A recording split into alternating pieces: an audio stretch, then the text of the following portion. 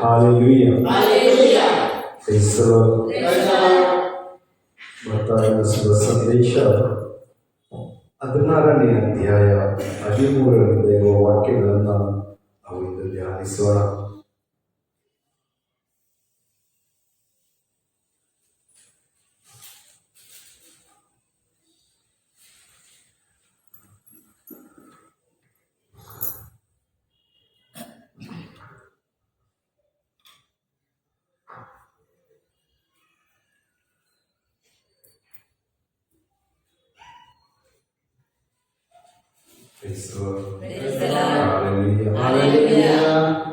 ಯೇಸು ಸ್ವಾಮಿ ಫಿಲಿಪ್ಪನ ಸಜರೇಯ ಎಂಬ ಪ್ರಾಂತ್ಯಕ್ಕೆ ಬಂದರು. ಅಲ್ಲಿ ತಮ್ಮ ಶಿಷ್ಯರನ್ನು ಉದ್ದೇಶಿಸಿ, ನರಪುತ್ರನನ್ನು ಜನರು ಯಾರೆಂದು ಹೇಳುತ್ತಾರೆ ಎಂದು ಕೇಳಿದರು. ಅದಕ್ಕೆ ಶಿಷ್ಯರು, ಸ್ನಾನಿಕ ಯೋಹಾನ ಎಂದು ಕೆಲವರು ಹೇಳುತ್ತಾರೆ, ಮತ್ತೆ ಕೆಲವರು ಎಲಿಯನು ಎನ್ನುತ್ತಾರೆ, ಯೆರೆಮೀಯನು ಅಥವಾ ಪ್ರವಾದಿಗಳಲ್ಲಿ ತಾವು ಒಬ್ಬರು ಎಂಬುದು ಇನ್ನು ಕೆಲವರ ಅಭಿಪ್ರಾಯ ಎಂದು ಉತ್ತರ ಕೊಟ್ಟರು. ಆಗ ಯೇಸು, ಆದರೆ ನೀವು ನನ್ನನ್ನು ಯಾರೆನ್ನುತ್ತೀರಿ ಎಂದು ಪ್ರಶ್ನಿಸಿದರು. Hallelujah. Hallelujah. Hallelujah. ಸೈಸರಿಗೆ ಸ್ವಾಮಿ ಕೇಳ್ತಾ ಇದ್ದಾರೆ, ಜನರು ಯಾರೆಂದು ನನ್ನನ್ನ ಗುರುತಿಸುತ್ತಿದ್ದಾರೆ, ಯಾರೆಂದು ನನ್ನ ಹೇಳ್ತಾ ಇದ್ದಾರೆ. ಶಿಷ್ಯರು ಹೇಳ್ತಾರೆ, ಸ್ನಾನಿಕ ಯೋಹಾನನೋ ಅಥವಾ ಎಲಿಯನೋ ಪ್ರವಾದಿಗಳಲ್ಲಿ ಒಬ್ಬನೋ ಯೆರೆಮೀಯನೋ ಅಂತ ಹೇಳ್ತಾ ಇದ್ದಾರೆ ಅಂತ ಯೇಸುವಿನವರಿಗೆ ಶಿಷ್ಯರು ಹೇಳುವಾಗ ಶಿಷ್ಯರಿಗೆ ಯೇಸು ಕೇಳ್ತಾರೆ, ನೀವು ನನ್ನನ್ನ ಏನನ್ನುತ್ತೀರಿ? ಶಿಷ್ಯರಲ್ಲಿ ಒಬ್ಬನಾದ ಪೇತ್ರ ಹೇಳ್ತಾನೆ, ಅದಕ್ಕೆ ಪೇತ್ರರು, ಅಭಿಷಕ್ತರಾದ ಲೋಕೋದ್ಧಾರಕ ತಾವೇ, ಜೀವ ಸ್ವರೂಪರಾದ ದೇವರ ಪುತ್ರ ತಾವೇ ಎಂದನು. ಅದಕ್ಕೆ ಪ್ರತ್ಯುತ್ತರವಾಗಿ ಯೇಸು ಹೀಗೆಂದರು, ಇವನ ಮಗ ಸೀಮೋನನೇ, ನೀನು ಧನ್ಯ. ಈ ವಿಷಯವನ್ನು ನಿನಗೆ ಸ್ಪಷ್ಟಪಡಿಸಿದ್ದು ನರಮಾನವನ ಶಕ್ತಿಯಲ್ಲ, ಸ್ವರ್ಗದಲ್ಲಿರುವ ನನ್ನ ಪಿತನೇ.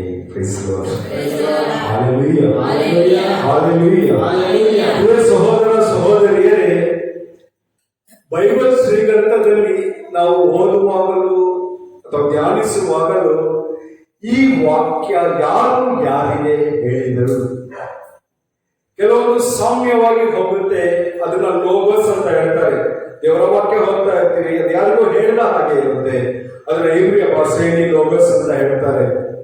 ಕೆಲವೊಂದು ನಮಗೆ ಹೇಳಿದ ಹಾಗಿದೆ, ನಮ್ಮೊಟ್ಟಿಗೆ ಮಾತನಾಡುತ್ತಿರುವ ಹಾಗಿರುತ್ತೆ, ಅದನ್ನ ರೇಮ ಅಂದ್ರೆ ನನಗಾಗಿ ಇಬ್ರಿಯ ಭಾಷೆಯಲ್ಲಿ ರೇಮ ಅಂದ್ರೆ ನನ್ನೊಟ್ಟಿಗೆ ನೇರವಾಗಿ ಮಾತನಾಡುವಂಥದ್ದು ರೇಮ ಎಂದು ಹೇಳುವಂಥದ್ದು ಬೈಬಲ್ ಭಾಷೆಯಲ್ಲಿ. Price the lord.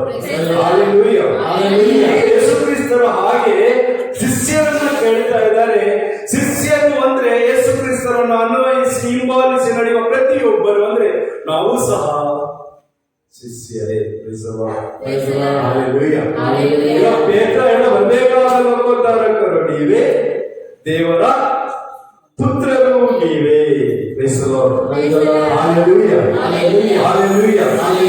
ಪ್ರಶ್ನೆ ನಮ್ಮೆಲ್ಲರಿಗೂ ಎಷ್ಟು ಕೇಳ್ತಾ ಇದ್ದಾರೆ, ನೀವು ನನ್ನನ್ನ ಏನಂತೀರಾ? ನಾನು ನಿಮಗೆ ಏನಾಗಿದ್ದೇನೆ? ನಾನು ನಿಮ್ಮ ಜೀವನಕ್ಕೆ ಏನಾಗಿರುತ್ತೇನೆ? ಏನಾಗಿದ್ದಾರೆ?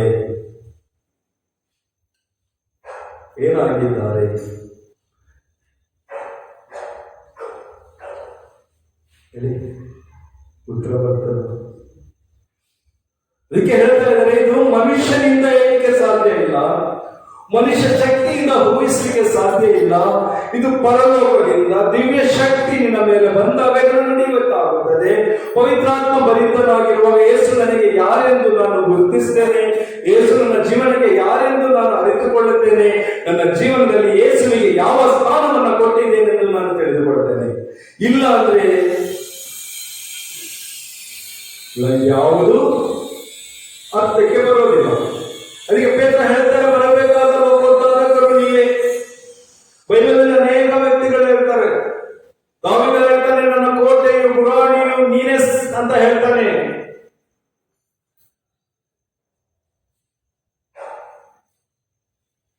ಮಗ್ದಲ ಮರಿಯಳು ಹೇಳ್ತಾನೆ ರಘುನಿ. ಅವಳು ಹೇಳ್ತಾರೆ ನನ್ನ ಗುರುದೇವ.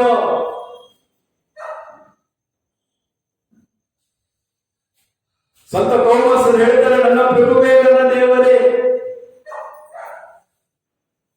ಮಾರ್ತಾ ಲಾಜರನ ಸಹೋದರಿ ಹೇಳ್ತಾಳೆ, ನೀವು ಬರಬೇಕಾದ ಜೀವೋದ್ಧಾರಕರು ನೀವೇ, ನೀವೇ ದೇವರ ಪುತ್ರರು, ನೀವೇ ಲೋಕೋದ್ಧಾರಕರು.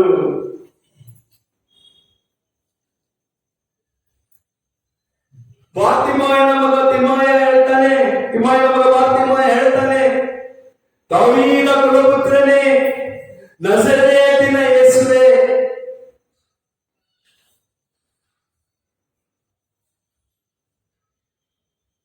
ಯೇಸುವನ್ನು ಬಾಲಕನಾಗಿ ಕೈಯಲ್ಲಿ ತಗೊಂಡಂತ ಹೇಳ್ತಾ ಸಿಮಯೋನ ಹೇಳ್ತಾನೆ, ನಾ ಕಣ್ಣಾರೆ ಕಂಡೆ ಲೋಕೋದ್ಧಾರಕನನ್ನ. 83 ವರ್ಷದ ಮುದುಕಿ ಹೇಳ್ತಾಳೆ, ದೇವಸ್ವಾಮಿಯನ್ನ ದರ್ಶನ ಕಾಣುತ್ತಾ ನಾನು ಉದ್ಧಾರಕನನ್ನ ಕಂಡೆ. ನಾನು ದೇವರ ಬಳಿಯಲ್ಲಿ ಪ್ರಾರ್ಥಿಸಲು, ದೇವರನ್ನು ಆರಾಧಿಸಲು ನಾನು ಹೋಗುವಾಗ ಆತ ನನಗೆ ಏನಾಗಿದ್ದಾನೆ. ಬೈಬಲ್ ಬಗ್ಗೆ ಮಾತಾಡೋದೇ ಪ್ರೇಮ. ದೇವರು ನನ್ನೊಟ್ಟಿಗೆ ಮಾತಾಡ್ತಾರೆ. ದೇವರು ನನಗೆ ಬೇರೆ ತರ ರೀತಿ ಎಚ್ಚರಿಕೆ ಕೊಡ್ತಾ ಇದ್ದಾರೆ. ಲೋಬಸ್, ಯೇಸು ಕ್ರಿಸ್ತನ ಲೋಬಸ್ ಅಂತ ದೇವರ ವಾಕ್ಯ.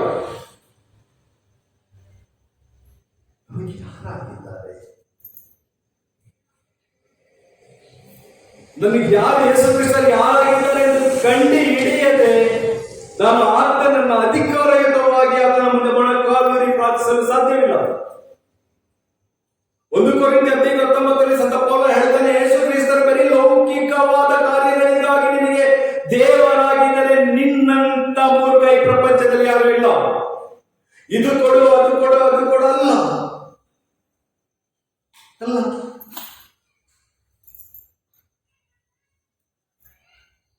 ದೇವರು ನಾನು ಸೃಷ್ಟಿಸಿದ ದೇವರು. ಎಲ್ಲಿ ಹೇಳ್ತಾನೆ, ಇಳಿದುವ ನಿನ್ನ ಅಸಾಧ್ಯವಾದದ್ದು ಯಾವುದೂ ಇಲ್ಲ, ಅಗ್ನಿಯಾಗಿ ಇಳಿದು ಬರ್ತಾರೆ.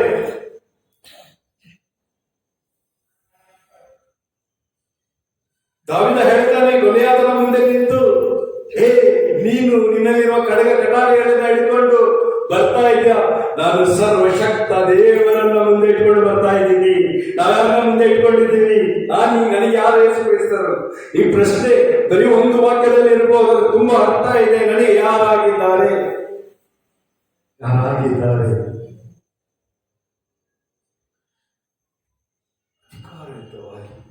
ಒಡ ಹುಟ್ಟಿದವರು ನನ್ನ ಅಣ್ಣ, ನಮ್ಮ ತಂದೆ ಜನ್ಮ ಕೊಟ್ಟವರು ನಮ್ಮ ತಂದೆ ತಾಯಿ ಅಂತ ಹೇಳ್ತೀವಿ. ಚಿಕ್ಕಪ್ಪನ ಮಗ, ದೊಡ್ಡಪ್ಪನ ಮಗ ಅಂತೀವಿ. ಯೇಸು ಕ್ರಿಸ್ತರು ನನಗೆ ಯಾರು? ಅದನ್ನೇ ಹೇಳ್ತಾ ಇದ್ದೀನಿ. ದೇವರು ಅಂತ ದೇವರಾಗಿದ್ರೆ ನಿನ್ನ ಜೀವನದಲ್ಲಿ ಏನಾಗಿದ್ದಾರೆ? ಎಲ್ಲರೂ ಹೇಳ್ತಾರೆ, ಇಡೀ ಪ್ರಪಂಚ ಹೇಳ್ತಾರೆ ದೇವರು ಅಂತ. ಆದ್ರೆ ನಿನಗೆ ಪ್ರತ್ಯೇಕವಾಗಿ ಇಂಡಿವಿಜುವಲ್ ಆಗಿ ನಿನಗೆ ಯೇಸು ಯಾರು? ನನ್ನ ರಕ್ಷಕನು, ನನಗೆ ಸೌಖ್ಯ ಕೊಟ್ಟವನು, ನನ್ನ ಕಷ್ಟಗಳಿಗೆ ಪಾಲನೆ ಮಾಡುವವನು ಯಾರಾಗಿದ್ದಾರೆ? ಸ್ನೇಹಿತನಾಗಿದ್ದಾನೆ, ತಂದೆಯಾಗಿದ್ದಾನೆ, ನನ್ನ ತಾಯಿಯಾಗಿದ್ದಾನೆ, ನನ್ನ ಪ್ರಾರ್ಥನೆಯನ್ನು ಆಲಿಸಿ ನನಗೆ ಸದುತ್ತರ ಕೊಡುವವನಾಗಿದ್ದಾನೆ. ನಾನಾ ರೀತಿ ಹೇಳ್ಬೋದು. ಒಂದು ಕಾರ್ಯಕ್ಕಾಗಿ ಯೇಸು ಕ್ರಿಸ್ತರನ್ನು ಸ್ವೀಕರಿಸಿದ್ದೀರ? ಒಂದೇ ಒಂದು ಕಾರ್ಯಕ್ಕಾಗಿ ನನಗೆ ಸೌಖ್ಯ ಕೊಡುವ, ಸೌಖ್ಯ ಕೊಟ್ಟ ಡಾಕ್ಟರ್, ರಕ್ಷಣೆ ಕೊಟ್ಟಾದ ಪೊಲೀಸ್, ಪ್ರೀತಿ ಕೊಟ್ಟಾದ ಸ್ನೇಹಿತ, ನಮ್ಮ ಕಷ್ಟಕ್ಕೆ ಸ್ಪಂದಿಸಿದ ತಂದೆ, ನನ್ನ ಕಣ್ಣೀರೆಲ್ಲ ಒರೆಸಿದ್ರೆ ತಾಯಿ. ಒಂದೊಂದೇ ಕಾರ್ಯಗಳು ಸಾಕ? ನನ್ನ ದೃಷ್ಟಿಯಲ್ಲಿ ಸರ್ವಸ್ವವು ಯೇಸುವಾಗಿದ್ದಾರೆ. Praise the Lord. Hallelujah. Hallelujah. ನಾನು ತಾಯಿ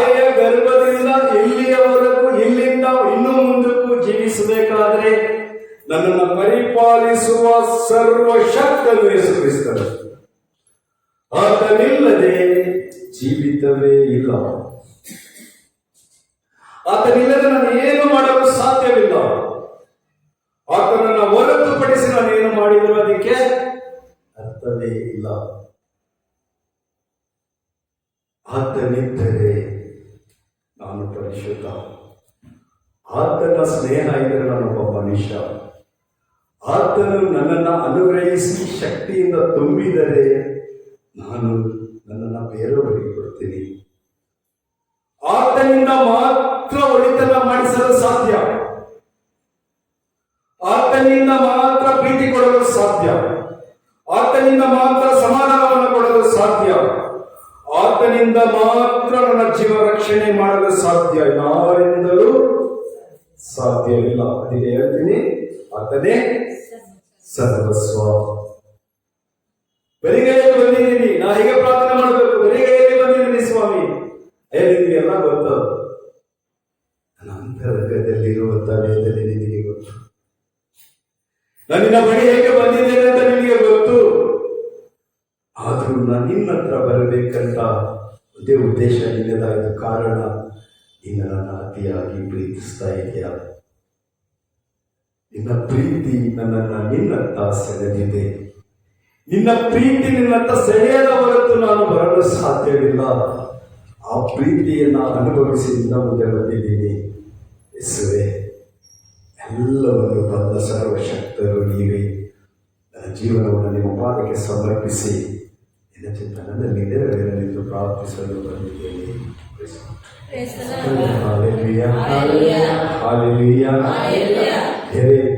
ತುಂಬಾ ಕಷ್ಟ.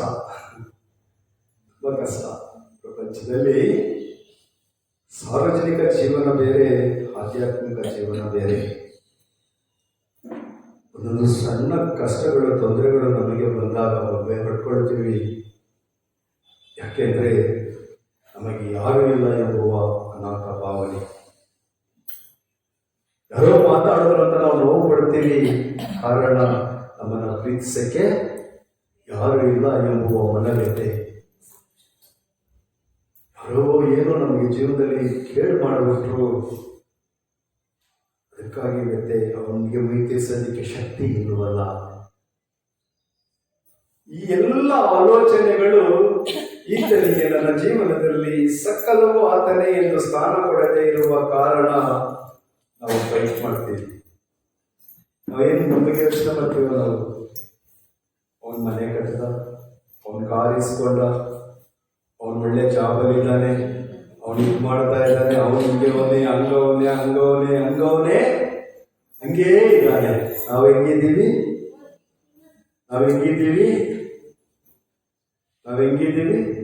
ಮಾತಾಡ್ರಿ, ಹೆಂಗಿದ್ದೀವಿ? ಹಿಂಗೇ ಅವನು ದಾರ ಆಗ್ತಾ ಇದ್ದಾನೆ. ಕಾರಣ ನಾನು ಯಾರಂತ ನನಗೆ ಗೊತ್ತಿಲ್ಲ. ನನ್ನನ್ನು ಸೃಷ್ಟಿ ಮಾಡಿದ್ದು ಯಾರಂತ ನನಗೆ ಗೊತ್ತಿಲ್ಲ. ನನ್ನ ದೇವರು ಯಾರೆಂಬುವ ಅನುಭವ ನನಗೆ ಇಲ್ಲ. ಅದಕ್ಕೆ ಹೇಳ್ತಾರೆ, ಊರಲ್ಲಿ ಯಾರೇ ಏನೇ ಹೇಳ್ಕೋಬಹುದು, ನಾನು ನಿಮ್ಮನ್ನು ಆರಿಸ್ಕೊಂಡಿದ್ದೀನಿ, ನಾನು ನಿಮ್ಮನ್ನ ಹೆಸರಿಟ್ಟು ಕರೆದಿದ್ದೀನಿ, ನೀವು ನನ್ನನ್ನು ಪಾಲಿಸ್ತಾ ಇದ್ದೀರಾ, ನಾನು ನಿಮ್ಮನ್ನ ಪ್ರೀತಿಯಿಂದ ಕರೆದೆ, ನೀವು ನನ್ನ ಮೇಲೆ ವಿಶ್ವಾಸ ಇಟ್ಟಿದ್ದೀರಾ, ನಾನು ನಿಮಗೆ ಯಾರಾಗಿದ್ದೇನೆ. ಈ ದಿನ ಈ ಸಂಜೆಯ ಸಮಯದಲ್ಲಿ ನನ್ನ ಒಲವಿನ ಸಹೋದರ ಸಹೋದರಿಯರೇ, ನಿಮ್ಮ ಹೃದಯದಲ್ಲಿ ಯೇಸು ಏನಾಗಿದ್ದಾರೆ ಎಂದು ನೀವು ಕಂಡುಹಿಡಿಯದ ಹೊರತು ನಿಮ್ಮ ಪ್ರಾರ್ಥನೆಯನ್ನ ನೇರವಾಗಿ ವಿಶ್ವಾಸದಲ್ಲಿ ದೇವರಿಗೆ ಸಮರ್ಪಿಸಲು ಸಾಧ್ಯವಿಲ್ಲ.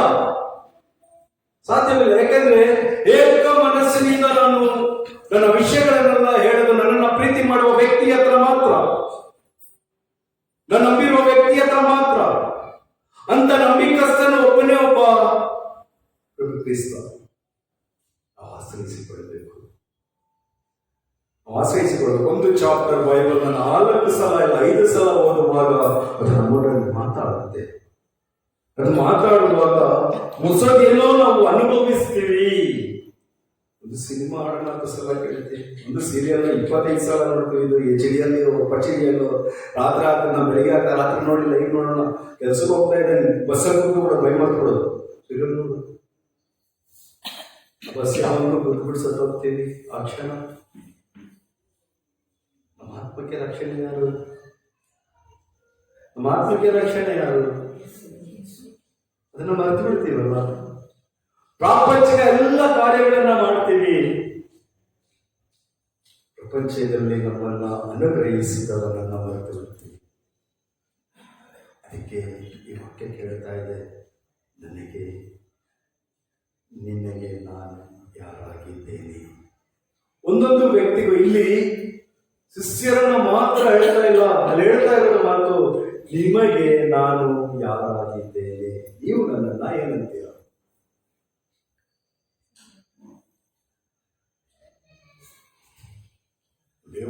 ದೇವರನ್ನೆಲ್ಲ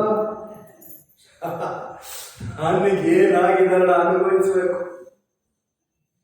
ಅನುಭವಿಸಿ ಪ್ರಶ್ನೆ ಮಾಡುವಾಗ ಅಯ್ಯೋ ಉತ್ತರ ಕೊಡ್ಲಿಕ್ಕೆ ನಾವು ಮುಂದಾಗ್ತೀವಿ, ಆದರೆ ಯೋಚಿಸ್ಬೇಕು.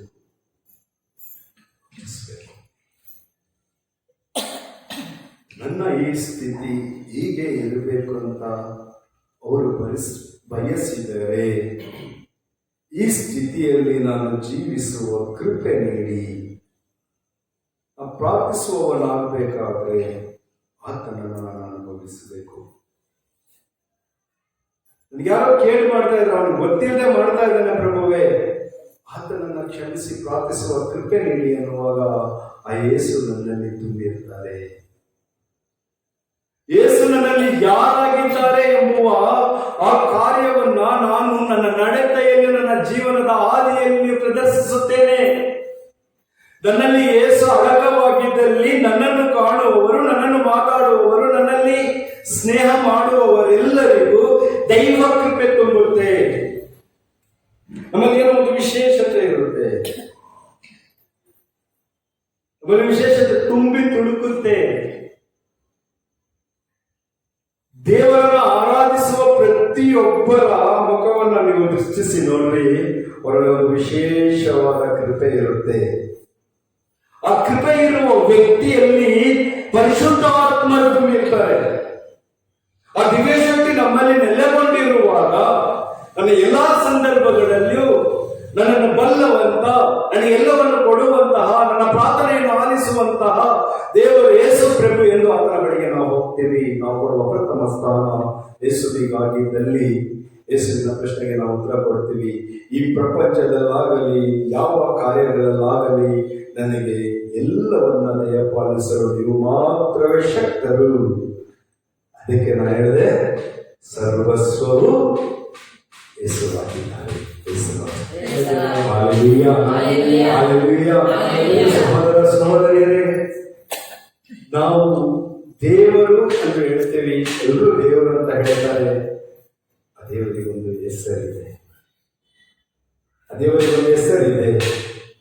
ಆ ದೇವರು ಯೇಸು ಕ್ರಿಸ್ತರು.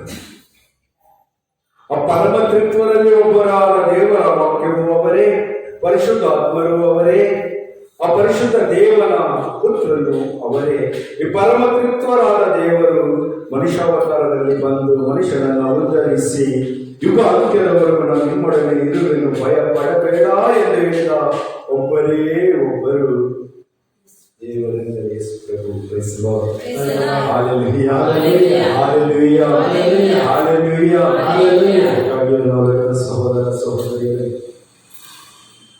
ನಿಮ್ಮನ್ನು ಹಿಂದಿರಿಸುವುದಾಗಿ ಒಂಟಿಯಾಗಿ ಬೇರೆಯವರ ಕೈ ಇಟ್ಟು ಪ್ರಶ್ನೆ ಮಾಡಿ, ಯೇಸು ನನಗೇನಾಗಿದ್ದಾರೆ, ಯೇಸು ನನಗೇನಾಗಿದ್ದಾರೆ ಎಂಬುದನ್ನು ನಾವು ಕೇಳುವಾಗ ಖಂಡಿತ ನೀವು ಪರಿಪೂರ್ಣವಾಗಿ ಪೂರ್ಣ ವಿಶ್ವಾಸದ ಹೃದಯದ ಮೇಲೆ ಕೈ ಇಟ್ಕೊಂಡು, ಯೇಸುವೆ ನಾನು ನಿನಗೆ ಯಾವ ಸ್ಥಳ ಕೊಟ್ಟಿದ್ದೇನೆ, ನನ್ನ ಹೃದಯದಲ್ಲಿ ನಿನಗೆ ಸ್ಥಳ ಇದೆಯಾ ಅಂತ ಪ್ರಶ್ನಿಸುವಾಗ ಆತ್ಮದಲ್ಲಿ ದೇವರು ಒಡನೆ ಮಾತಾಡ್ತಾರೆ.